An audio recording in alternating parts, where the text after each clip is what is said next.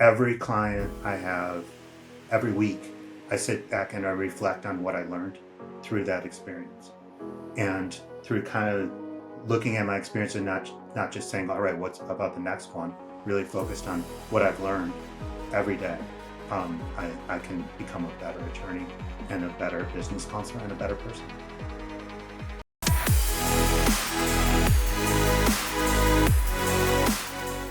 Welcome to the Build It to Billions podcast, where we guide successful entrepreneurs and investors on their journey from millions to billions. We believe the key to scaling your wealth and compounding your life starts every single day with a mindset and practice of stewardship over ownership and applying billionaire biblical principles.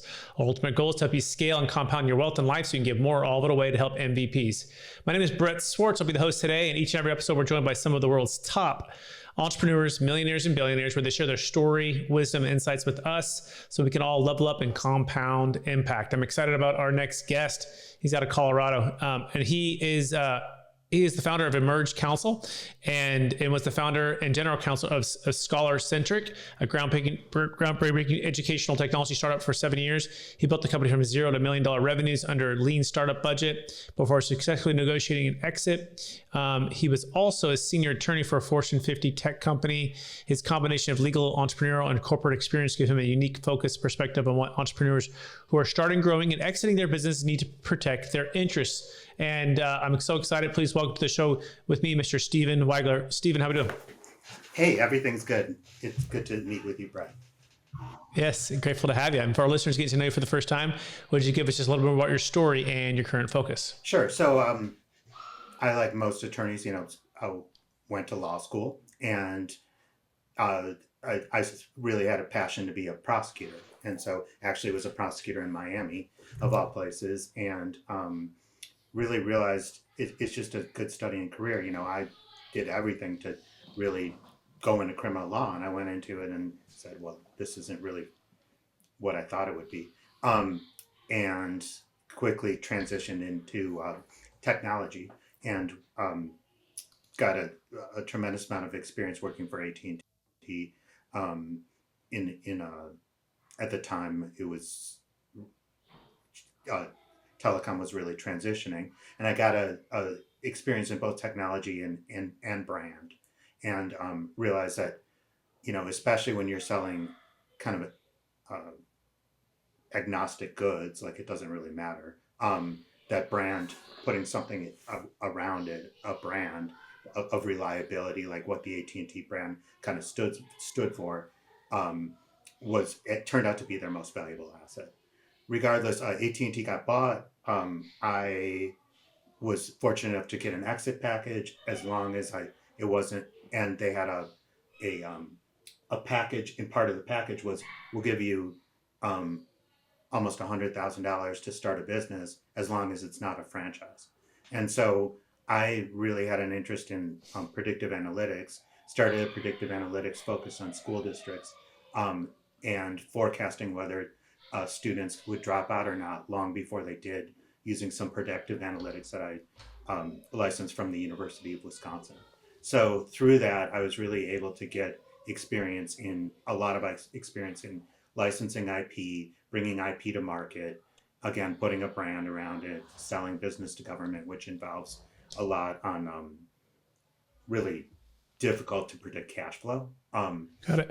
And so through that experience, the good, the bad, the ugly, I had to raise a lot of money.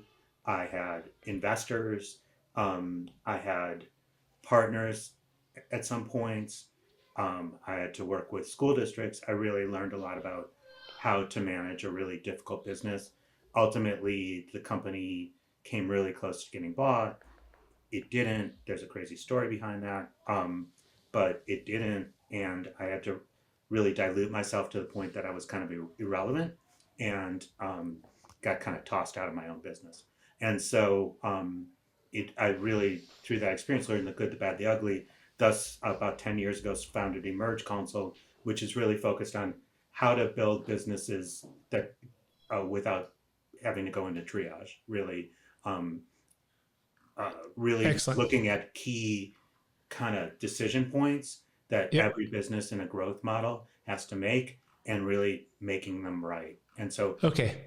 Yeah, Go let's ahead. dive right into that, right? So this is key. And by the way, if you want to learn more about Steve, you can go to emergecounsel.com, emergecounsel.com. Yeah, I love the background and the diversity within your entrepreneurial experience in corporate world and attorney world and all the things, which positions you very well for what we're going to talk about, which is building a saleable business. And so, Stephen, what's the number one secret to building a saleable business? Number one secret is always, I don't know if every one of you has gone through due diligence, but always be looking at those questions that are common in the due diligence process from early stage on, and build a business through reverse engineering that can make it through the due diligence process. Okay, excellent. So the number one secret is to always be looking at the questions that a buyer would be asking during the due diligence process to buy your asset, or the lender, whoever's on the other side is going to be providing the capital, and then reverse engineer the spots in which either you're not clear on or don't have a good answer. Is that a fair summary so far? Yeah, absolutely. What's the number one biggest mistake in that process that a entrepreneur you've seen? Like, which one are they just, it's just the lowest hanging fruit and they're just missing it? And like, if they just asked themselves this question 5 years or 10 years ago, before they're selling today, it would have made all the difference. Is there like a number one that really sticks out? Yeah, that's a really good question. And it's kind of what I focus on a lot at Emerge Counsel. A lot of businesses either get for example, a trademark, which is the way to protect your brand. They either get a trademark or they never even thought about getting a trademark, but they kind of do it at the beginning and then forget about it. And then when it comes time to answer all those intellectual property questions, have you copyrighted your marketing collateral? Do you have any trade secret protection? Do you have what's your brand protection scheme? What's your plan? Number one, it's not documented. It's not even thought about. And that's a good, I'd say, in due diligence, when it comes to legal due diligence, it's at least 1/3 to 1/4 of the questions. And they have they never strategized and never planned. And you take that and you carry it on to contract review, how you are, the contracts that you have with your supply chain, if you're supply organization, I'm sorry, a goods organization, your distribution agreements, all of that, they kind of, as long as your numbers are good, and I get it. Look, I have a business now and I had a business before. If your numbers are good, that's what you're focused on, and profitability. But behind that, it's really like, is your model that you're selling, does it have parts that you're propping up on stilts and really not a proper foundation? Because they're not going to be able to take that business and run with it if it's built on fumes or stilts. And so, Okay, that's great. That's great insight. So it sounds like number two is, or part of that is trade secrets, incorporating of marketing material and contracts, right? So getting all of those dialed in order, and having a process and a system, not just to set it and forget it, but to continue to work through it throughout your tenure of your business. Yes. yes, absolutely. Okay. And What's the so, next secret to this piece here of building a sellable business? So another aspect to look at is regulatory compliance. Have you ever looked at the regs in your particular business, and have you ever sought opinions, and really have it backed how you're, for example, booking revenue, how you're taking tax considerations, employment considerations, all those things. It's like, has anyone really ever looked at that and provided? And now it doesn't have to be the opinion of the century, and it doesn't have to be 100 pages, but it should be something that you have kicked the tires on and are not just doing it organically. Excellent. So regulatory compliance, how you're booking revenue, employment considerations, tax considerations, right? These are all the things that a buyer is going to ask, and good counsel is going to ask before they buy, and even a lender who's going to lend to the buyer who's buying the business.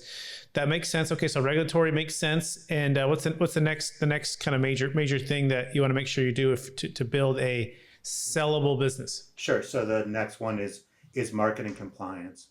Is how you're marketing. For example, if you have a trendy business that might focus on tweens or people in their early 20s, well, that can transcend into children. and there's marketing laws called COPPA that focus on um, how you uh, advertise to children. If you're not doing that right, again, you could have a multi-million dollar business if you haven't looked at COPPA and COPPA compliance, and um, you're you're going to have issues when it comes to selling the business. The same holds true to if you're doing any business overseas.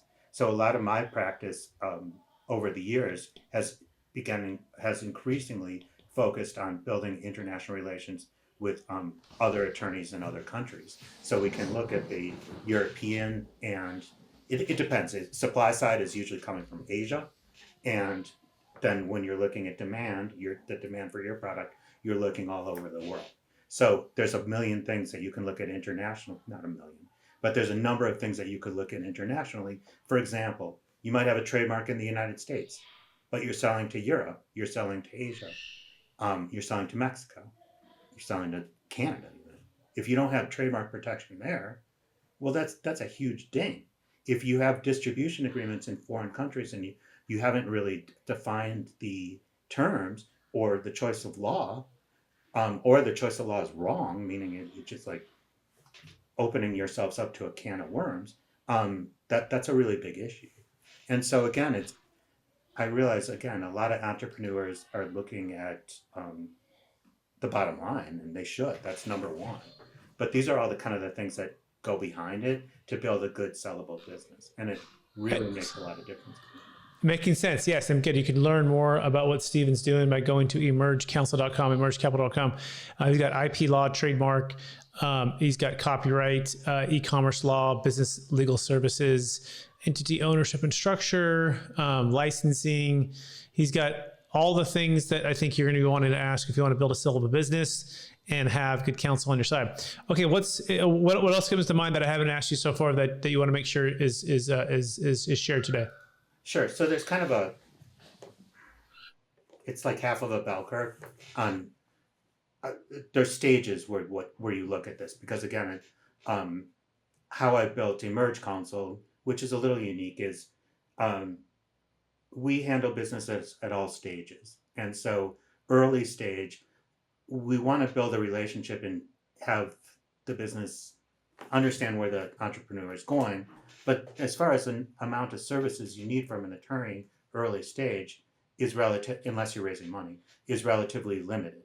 And it really focuses on brand and operating structure. So is it an LLC? Is it a corporation? Now keep in mind that usually a buyer would want to see a corporation, not always, but and so you might want to start that from the very beginning. So that's where like kind of intent and really like understanding where the entrepreneur is in their journey. But that's kind of the first stage. As the business grows, it's important, if you use me or any other attorney, to really have that open-ended relationship where you feel like you can call them. In our case, we never really charge for touch basement meetings with the client, because we really want to continue to understand what their motives and what their goals are. But that's when, when you get a new distributor, when you decide to put a distribution team, are you going to do outside sales versus inside sales? All those kind of points are when you need advice from counsel. And so again, it's kind of starts out at a very small, and we have a lot of trademark clients. Again, that's kind of one of our specialties. But then as the relationship grows, we become more like kind of like your outside inside counsel, meaning you don't usually, the last person you need to hire on your C-suite team is general counsel. And so we have a kind of a system and a relationship and a protocol where we're able to provide these services at package prices during every stage of the entrepreneurial journey. And so, but it's very important that whoever you work with, that I can't really do what I do without knowing the client and understanding where they are in their business strategies. Filling out the paperwork and is the easy part. I mean, sure, Yeah, excellent. but it's really understanding what your needs are and understanding where you want to go to create that kind of perfect sellable business. Excellent. So speaking of when you go to sell the business, right? Massive capital gains taxes. I'm curious, what have been some of the one or two go-to strategies when it comes to exiting and having, either stock, public or private, or big business sale, S corp, C corp. What's kind of been your go-to, or do you have any thoughts on that, Stephen? Sure. So I'm not a trust attorney, but sometimes we work with trust agreements. But honestly, Brett, I just had one of my favorite clients have a massive exit, and we worked on that deal long and hard. The last thing he was concerned about was the taxes, because as long as they're capital gains as opposed to ordinary income. But the exit was so good that sure, he's giving money back, but you have to consider, to the government, but you have to consider that in your exit. But he's thrilled, in other words, if the multiple is big enough, taxes become kind of a afterthought. There are trust instruments, but again, there are trust instruments, or taking equity at a low initial equity price point. There's ways to lower your tax burden, and certainly we want to make sure that number one, you have a good CPA from the very beginning, and number two, that our tax counsel connections are solid and can provide advice on that structure. It's one of many things you're thinking about when you're structuring the exit. Yeah. So I appreciate that. Thank you for sharing that.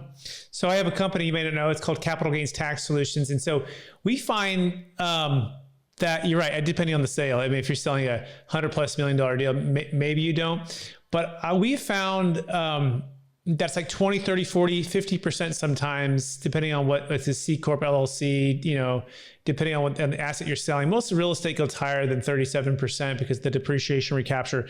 But that's big. If you have to give away, 20, 30, 40%, Stephen, of everything you bled, sweat, and tears, and there's a better way, I would push back and say, really? Do they really want to just give it all away? But maybe that's that particular client. Most of the clients we work with, they're like, man, that tax bill is so big. If there's a way to defer it in a flexible way, then it changes the game. I'm curious. The estate tax Brad, is another one too. I'm all for that. Don't get me wrong. Yeah. It's number one. I'm generally, how it works is you get a term sheet, and I would bring it to someone like you, to look at if there's a better way to structure this deal from a tax perspective. It's just one of many things. But my focus a lot of times is, can we get this deal done? And are we going to make it through due diligence? And number three, is it structured to maximize the multiples? Yes. Are we 100%. Pointing out the right things? I think you're exactly right. You want to niche down for sure. And it's the same thing we do. If someone comes to us and they're like, hey, I need a plan for my exit. I'm like, yeah, we can help you with that. But as far as selling it, you need to hire, get other M&A attorney, or, get Stephen to help you, or get, a business broker, whoever is selling it, go get you the highest price. It's a team effort. So yeah, the other one I was curious about, just not my specialty, right? Yeah, it makes sense. I get you. The other thing I was thinking about is just the debt tax. So sometimes, and now this big, beautiful bill that just got passed, right? It's $30 million now for a married couple that's exempt. But the one that people miss, Stephen, is this 40% debt tax, right? On the estate, right? It's known as the estate tax. So it's like, not just you sell, let's say, $100 million company and you pay $25 million, right? So now you're at 75. And then you're 50 years old, and that 75 grows to, $200 million over your lifetime. Well, you're going to get taxed on that $200 million, right? Minus the $30 million exemption, right? 40%. And so there's just multiple layers of just, crushing tax. So we have a strategy, which is kind of cool, Steve, that you might be interested in, where we eliminate that estate tax on the sale of that $100 million company. So immediately. So it's on the sale. You need to take a sale at the close. But it has to be at the close with a third party buyer. And then it's forever outside the taxable estate. So we eliminate that 40%. And then we get to defer some of the capital gains tax along their lifetime. They have to pay some as they receive payments back. But just some small things. I find that sometimes we come too late to the game, and like you're in the 12th hour and someone hasn't done the planning, and then the buyer and seller are real close to making the deal, and then it's like I have to work sometimes. I'm like, I feel like sometimes we're walking on eggshells with some of the deals, because all the brokers and all the attorneys on that end, you can't blame them. They're like, hey, we don't want anything to mess it up. But I'm wondering, do you see the value on like the estate tax, the death tax, if you can eliminate that, and what that could mean for like the entrepreneur who wants to start another business and use the capital to go fund another business deal or diversify their wealth, or just rather than the government just kind of just wasting the money away, right? Which is kind of, they do it pretty quickly.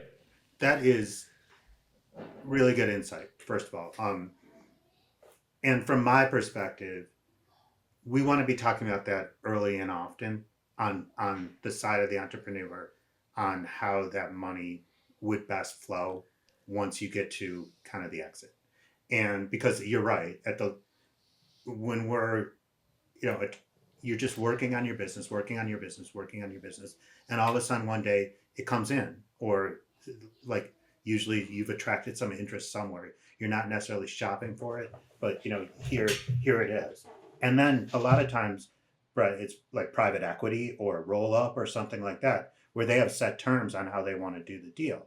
And so you have to work really quickly to work inside those terms. And then again, we're looking at like, all right, is there going to be some issues here we're immediately starting to kick the tires of the business and say, all right, well, we didn't do this, we didn't do that, and start like patching it up, and also doing a kind of a marketing, investor relations, almost kind of marketing to say, oh, everything's fine. And so there's a lot to think about all of a sudden, fast and furious. But if you didn't think about those types of things before, that's really can be extremely problematic. And so we always, in my perfect world, I would like to meet with you really early if you're advising the business in the process. So we always have that kind of like, it's almost like a tag team approach, because we know that usually if it's private equity, et cetera, they're going to try and, they already took your tax considerations into account, and we're going to try and pay ordinary income, capital gains, long-term capital gains, if possible, at a 20% rate. And so that's kind of a given. But then what happens then is really, number one, not what I do. And number two, it's like, if we have to bring in someone like at that point, that is really can be way too fast a decision to make, because we're working on like, days, weeks. And so you should always really be thinking about that early on. So if it's, and that goes to, is it an LLC? Is it, how are you looking at it? And again, that's why I don't charge for like these types of calls. It's like, I want to be in on the call with the CPA or the tax planner or your personal, someone like you. It's really important that I understand where you're coming from, and it's essential. Or I'll bring in my own tax person, but keep in mind that that's very expensive to bring in a tax attorney, and a lot of times, again, they do charge many of the times to sit on those calls, because that's what they do. And so we'd rather have someone like you, honestly. Yeah, no, I appreciate that. But that's something to absolutely be thinking about. Yeah. Yeah, we work the same way. We work on a conditional basis, and we do all the planning, no cost, no obligation. We compare strategies, no cost, no obligation with our tax team. And then they decide to use it, great. If they don't, no worries, they don't owe us anything. So we take all that pressure off. The other thing I think about, it can help the entrepreneur retire earlier, maybe 20 or 30 or 40% earlier, right? So it gets their time back, or helps them to diversify, or helps them make the deal. Like sometimes the business is worth maybe only 80 million, but the guy wants 100 million because he has got to pay tax. So it's like, well, but what if you can defer the tax, right? And you can still get 80 million. They're like, oh, okay, well then that makes more sense, right? We've seen that happen a number of times with our clients. That just, it goes, oh, it just gives me back my time. So anyways, no, appreciate you kind of going through that. Want to minimize your tax liability. Yeah. 100%. Now let's go to like trademarks, right? So trademarks is interesting. So what's the lowest hanging fruit there with trademarks for businesses? You mentioned, some marketing, you mentioned some there, but like walk us through just the value you said, of the trademark piece of it, and just how much time and effort is needed to get all that going with a team like yourself. Sure. Every business, unless you're selling widgets or you have the cure for cancer, every business needs to trademark their goods or services. It's just kind of a must, because number one, if you don't, somebody could infringe on your mark, and you really don't have a lot you can do about it. So for example, if I'm selling Steve supplements, and all of a sudden someone comes up with Steve's vitamin B and I didn't trademark Steve's, you're SOL, you're just screwed. And so it's what we've done is we have a program called Total TM, and it's a flat fee, but we do the same trademark search and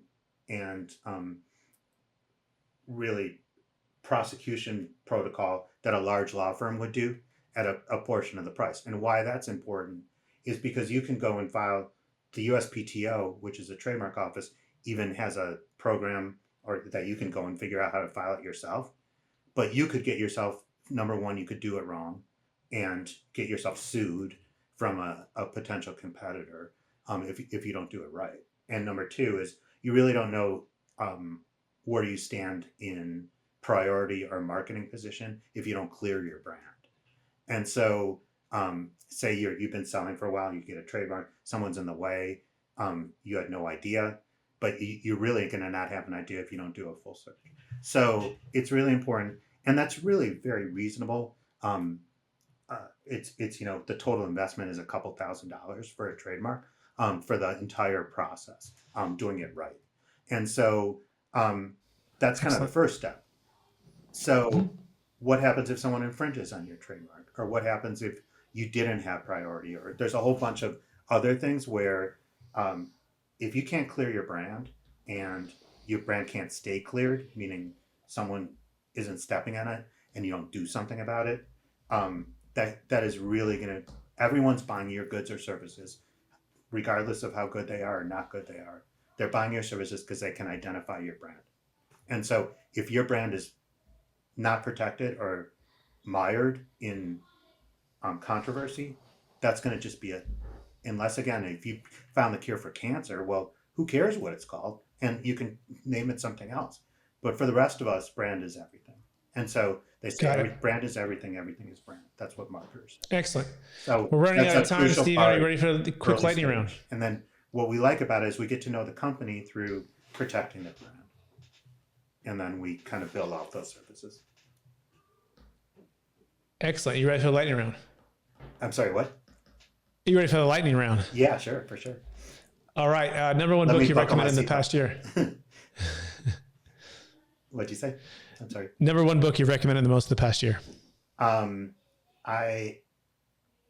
number one book The Zen of Business is a book that my friend wrote. It's about really, we all get stressed out all the time while working on building businesses. It's really how to take a perspective and step back, and you can actually build a better business by taking some breaths and being Zen about it. Got it. Awesome. Number one way you're using ChatGPT? ChatGPT I'm using it mostly in legal to find case law. I'm finding the thing that lawyers do is they find analogous situations. That's our jobs. And I've never been able to find it easier than using ChatGPT. Excellent. Go on. Perfect. Very last question because we're out of time. After all your success, Stephen, and helping all the people you've helped, how do you best stay centered in your values and stay charged up to reach even higher heights? Great question. Every client I have, every week, I sit back and I reflect on what I learned through that experience, and through that, through kind of looking at my experience and not just saying, all right, what's about the next one? Really focused on what I've learned every day. I can become a better attorney and a better business counselor and a better person.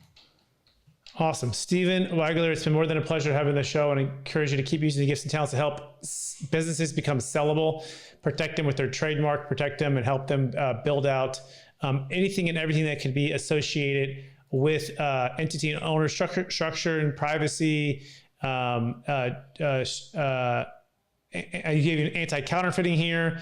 You have Amazon brand registry, trade secret protection, e-commerce law, intellectual property. I mean, so much here. You guys want to go to emergecounsel.com. Stephen, thank you for being on the show. And I also want to thank all of our listeners for listening to another episode of the Built to Billions podcast, also streaming on Capital Gains Tax Solutions podcast and YouTube channels. Hey, we're here for you to scale from millions to billions. We give more all of it away to help MVPs If you have a large exit coming up, multi-million-dollar gains, business, Bitcoin, real estate, any asset of any kind, and you want to be able to defer the capital gains tax, not using a 1031 exchange, you want to go to capitalgainstaxsolutions.com. It's capitalgainstaxsolutions.com to get started, get the free ebook and all of the things. Appreciate everyone listening or watching, and we'll talk to you again soon. Bye now.